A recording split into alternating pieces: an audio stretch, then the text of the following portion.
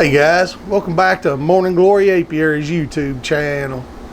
Just made my second honey pool for the season, all deep boxes.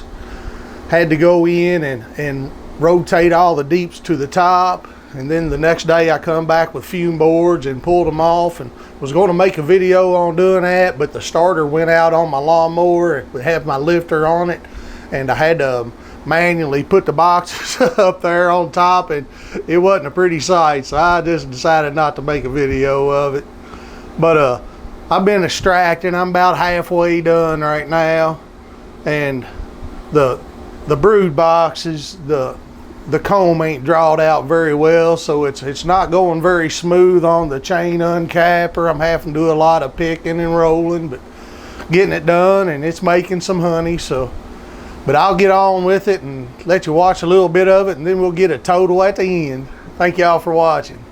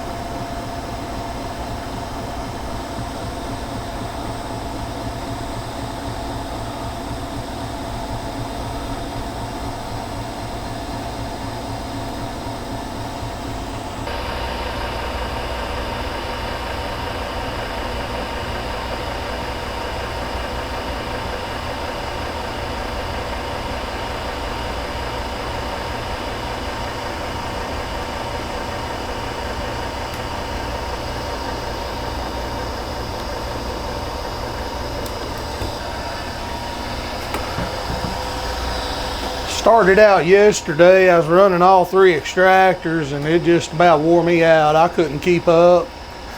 These was done, this one was trying to get loaded, it just didn't work out, so I just stopped using them and went to 1. I was wore out anyway.